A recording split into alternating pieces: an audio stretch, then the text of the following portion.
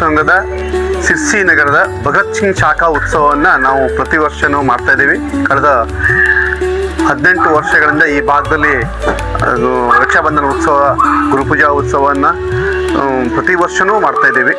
ರಕ್ಷಾಬಂಧನ ಉತ್ಸವ, ಗುರುಪೂಜೆ ಉತ್ಸವ ಮಾಡಲು ಉದ್ದೇಶ ಕಾರಣ ಹಿಂದೂ ಸಂಘಟನೆಯ ಈ ಹಿಂದೂ ರಕ್ಷಣೆಗೋಸ್ಕರ ಎಲ್ಲ ಸಾಮರಸ್ಯ ಹೋಗಬೇಕು, ಜಾತೀಯತೆ ಹೋಗಬೇಕು.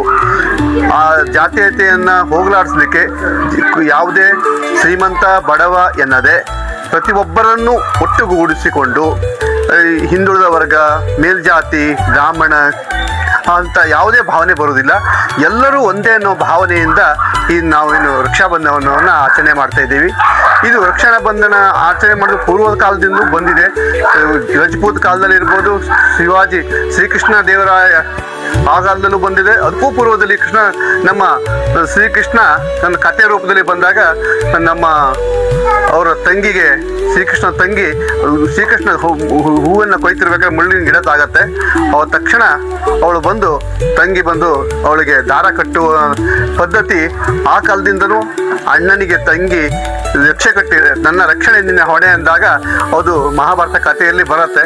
ಆವಾಗ ಕೃಷ್ಣ ಅವಳ ಮಾನಭಂಗ ಮಾಡುವ ಸಮಯದಲ್ಲಿ ಕೃಷ್ಣ ಬಂದು ಅವಳಿಗೆ ಸೀರೆಯನ್ನು ಕೊಟ್ಟು ಅವರಿಗೆ ಆಶೀರ್ವಾದ ಮಾಡಿರ್ತಾನೆ. ಇದು ಪುರಾಣದಲ್ಲಿರುವಂಥ ಕತೆ.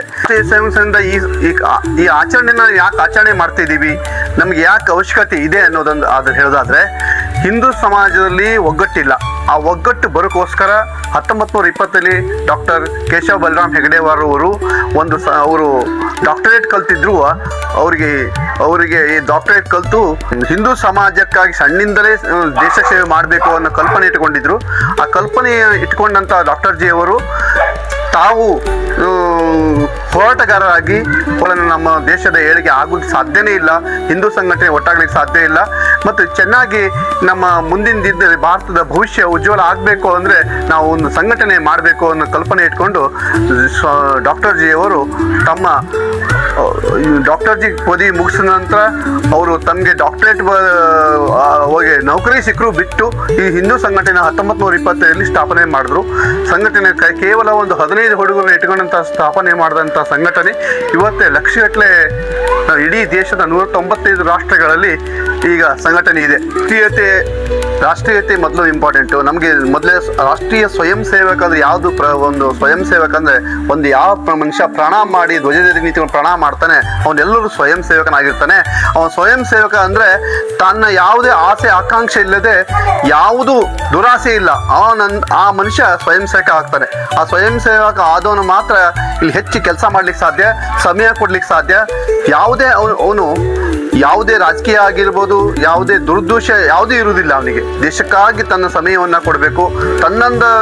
ತಾನು ದುಡಿಯುವುದರೊಳಗೆ ಸ್ವಯಂ ಸೇವಕ ಅದನ್ನು ವಿಚಾರ ಮನಸ್ಸಲ್ಲಿ ಕಲ್ಪನೆ ಇರುತ್ತೆ.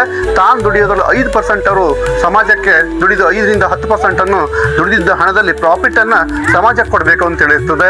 ಹೆಚ್ಚು ಸಮಯ ಕೊಡುವಂತೆ ಇರ್ತದೆ. ಇದೆಲ್ಲ ಕೊಡೋದ್ರಿಂದ ಇವತ್ತೇ ನಮ್ಮ ದೇಶದಲ್ಲಿ 195 ರಾಷ್ಟ್ರಗಳಲ್ಲಿ ನಮ್ಮದು ಹಿಂದೂ ಸಂಘಟನೆ ಇದೆ. ನಮ್ಮ ದೇಶ ಲಕ್ಷಗಟ್ಟಲೆ ಜನ ಇದ್ದಾರೆ, ಲಕ್ಷಗಟ್ಟಲೆ ಪ್ರಚಾರಕರಿದ್ದಾರೆ. ಆ ಪ್ರಚಾರಕರು ಮನೆಗೆ ಹೋಗಿ ಊಟ ಮಾಡ್ತಾರೆ. ಅವರಿಗೆ ಖರ್ಚಿಗೆಲ್ಲ ನಾವು ಹಣ ಕೊಡ್ತೀವಿ, ನಾವು ಸ್ವಲ್ಪ ಮಟ್ಟಿಗೆ ಇರುತ್ತೆ. ಆದರೆ ಹೆಚ್ಚು ಮನೆಗೆ ಹೋಗಿ ಅವರು ಇದು ಮಾಡಿ ದೇಶ ಸೇವೆಯನ್ನೇ ಪೂರ್ತಿ ತಮ್ಮ ಜೀವನ ಇಡೀ ದೇಶ ಸೇವೆಯನ್ನು ಕೆಲಸ ಮಾಡ್ತಾ ಇದ್ದಾರೆ. ಈ ಸಂಘಟನೆ ದೇಶ ಸೇವೆ ಜೊತೆಗೆ ನಮ್ಮ ದೇಶದ ಉಜ್ವಲ ಮಾಡಬೇಕು, ಬಡವರನ್ನ ಮೇಲ್ ತರಬೇಕು, ವಿದ್ಯಾವಂತರನ್ನಾಗಿ ಮಾಡಬೇಕು, ಬಡವರಿಗೆ ಶಿಕ್ಷಣ ಕೊಡಬೇಕು ಅನ್ನೋ ದೃಷ್ಟಿಯಿಂದ ನಮ್ಮದು ಇದರಲ್ಲಿ 116 ಅಂಗಸಂಸ್ಥೆಗಳು ಇವೆ. 116 RSS ರಾಷ್ಟ್ರೀಯ ಸಂಸ್ಥೆ 16 ಅಂಗಸಂಸ್ಥೆಗಳು. ಆ ಅಂಗಸಂಸ್ಥೆಗಳು ಪ್ರತಿಯೊಂದು ಫ್ರೀಯಾಗಿ ಕೆಲಸ ಮಾಡ್ತಾ ಇದ್ದಾರೆ. ಅವರೆಲ್ಲರೂ ದೇಶ ಸೇವೆ ಕೆಲಸ ಮಾಡ್ತೇವೆ. ಒಂದು ಮಕ್ಕಳಿಗೆ ಸ್ಕಾಲರ್ಶಿಪ್ಪಿಂಗ್ ಕೊಡೋದ್ರಿಂದ ಜೊತೆಗೆ ಹಿಡಿದು ಮಕ್ಕಳನ್ನು ಓದಿಸೋದ್ರಿಂದ ಹಿಡಿದು ಮಕ್ಕಳಿಗೆ ಅವರಿಗೆ ಡ್ರೆಸ್ ಕೊಡೋದ್ರಿಂದ, ಪಠ್ಯ ಪುಸ್ತಕ ಕೊಡೋದ್ರಿಂದ, ಅವರಿಗೆ ಹಾಸ್ಟೆಲ್ ವ್ಯವಸ್ಥೆ ಮಾಡೋದ್ರಿಂದ ಇದೆಲ್ಲ ವ್ಯವಸ್ಥೆನೂ ಸಂಘ ಮಾಡ್ತಾ ಇದೆ. ಸಂಘದಲ್ಲಿ ಹೆಚ್ಚು ಗುರುಕುಲ ಪದ್ಧತಿಗೆ ಆದ್ಯತೆ ಕೊಡ್ತಾ ಇದೆ. ಗುರುಕುಲ ಪದ್ಧತಿ ಅಂತ ಮಾಡ್ತಾ ಇದ್ದಾರೆ. ಅಲ್ಲಿ ಹೋದ್ರೆ ಒಂದು ಗುರುಕುಲಕ್ಕೆ ಒಂದು ಮಗು ಹೋದ 6ನೇ ವರ್ಷಕ್ಕೆ 5ನೇ ಕ್ಲಾಸಿಗೆ ಹೋದ ಅಂದ್ರೆ ಅವನ SSC ಡಿಗ್ರಿವರೆಗೂ ಗುರುಕುಲ ಪದ್ಧತಿಯಲ್ಲಿ ಅವನಿಗೆ ಫ್ರೀಯಾಗಿ ನಮ್ಮ ಸಂಘದಲ್ಲಿ ಸೇವೆ ಮಾಡಿ ಅವ್ರನ್ನ ಉತ್ತಮ ಒಳ್ಳೆ ವ್ಯಕ್ತಿಯನ್ನಾಗಿ ಮಾಡ್ತೇವೆ. ಇಲ್ಲಿ ಯಾವುದೇ ಒಂದು ಅಹಿತಕರ ಕಷ್ಟ ಬಂದಲ್ಲಿ, ಯಾವುದೇ ಒಂದು ನೆರೆ ಹಾವಳಿ ಬಂದಿರ್ಬೋದು, ಅಥವಾ ಬೆಂಕಿ ಅನಾಹುತ ಆಗಿರ್ಬೋದು, ರೈಲ್ವೆ ದುರ್ಘಟನೆ ಆಗಿರ್ಬೋದು, ತಕ್ಷಣ RSS ಯಾವುದೇ ಸ್ವಾರ್ಥ ಇಲ್ಲದೆ ಅಲ್ಲಿ ಹೋಗಿ ಸ್ವಯಂ ಸೇವಕನಾಗಿ ತಾನು ಕೆಲಸ ಮಾಡ್ತಾನೆ. ಎಷ್ಟೇ ಜನ ಇರಲಿ, ತನಗೆ ಊಟ ಸಿಗತ್ತೋ ಇಲ್ಲೋ ಗೊತ್ತಿಲ್ಲ, ಬಂದ ಅಲ್ಲಿ ಇದ್ದಂಥ ವ್ಯಕ್ತಿಗಳಿಗೆ ಅವರಿಗೆ ಊಟದ ವ್ಯವಸ್ಥೆ ಮಾಡುವುದಾಗಿರ್ಬೋದು, ಅಥವಾ ಅವ್ರಿಗೆ ವಸತಿ ವ್ಯವಸ್ಥೆ ಮಾಡಿರ್ಬೋದು, ಆಸ್ಪತ್ರೆಗೆ ತಗೊಂಡು ಹೋಗೋದಾಗಿರ್ಬೋದು, ಇಷ್ಟು ಎಲ್ಲ ಕೆಲಸವನ್ನು ಸಂಘದ ಸ್ವಯಂ ಸೇವಕರು ಮಾಡ್ತಾರೆ. ಒಂದು ಸಂಘದ ಸ್ವಯಂ ಸೇವಕ ಆದಮೇಲೆ ಮೊನ್ನೆ ಕೊರೋನಾ ಬಂದಾಗೂ ನೋಡಿರ್ಬೋದು, ಕೊರೋನಾ ಬಂದಾಗ ಎಷ್ಟೋ ಜನ ಹೆಣ ಸುಡ್ಲಿಕ್ಕೆ ಆಗದೆ ಅಂತ ಪರಿಸ್ಥಿತಿಯಲ್ಲಿ ಹುಬ್ಬಳ್ಳಿಯ ಒಂದು ಕನಿಷ್ಠ ಒಂದು 6 ರಿಂದ 8 ಜನ ಸ್ವಯಂ ಸೇವಕರು ಅದೇ ಕೆಲಸವನ್ನ ಮಾಡಿದ್ದಾರೆ. ಸ್ವಯಂ ಸೇವಕರು ಹೋಗಿ ಆ ಹೆಣವನ್ನ ಸುಡುವಂತ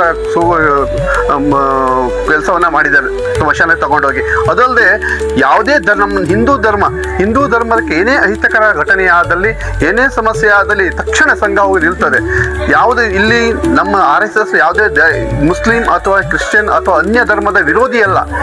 ನಮ್ಮ ಧರ್ಮದ ವಿರುದ್ಧ ಯಾರು ವಿರೋಧ ಮಾಡ್ತಾರೆ ಅವ್ರಿಗೆ ಮಾತ್ರ ಅವರು ಎಚ್ಚರಿಕೆ ಕೊಡ್ತಾರೆ ಬಿಟ್ರೆ, ಯಾವುದೇ ಕಾರಣಕ್ಕೆ ಸಂಘಟನೆಯ ಯಾವುದೇ ಮುಸ್ಲಿಂ ಆಗೋದು, ಕ್ರಿಶ್ಚಿಯನ್ ಆಗೋದು, ಯಾವುದೇ ಇತರ ಜಾತಿಗೂ ನಾವು ವಿರೋಧಿ ಅಲ್ಲ ಅನ್ನೋದನ್ನ ಈ ಮುಡ್ದಿಂದನೂ ಕಳೆದ 100 ವರ್ಷ ಆಗ್ತಾ ಉಂಟು, ಅವತ್ತಿಂದನೂ ಹೇಳ್ತಾ ಇದ್ದಾರೆ, ಈಗೂ ಹೇಳ್ತಾ ಇದ್ದಾರೆ.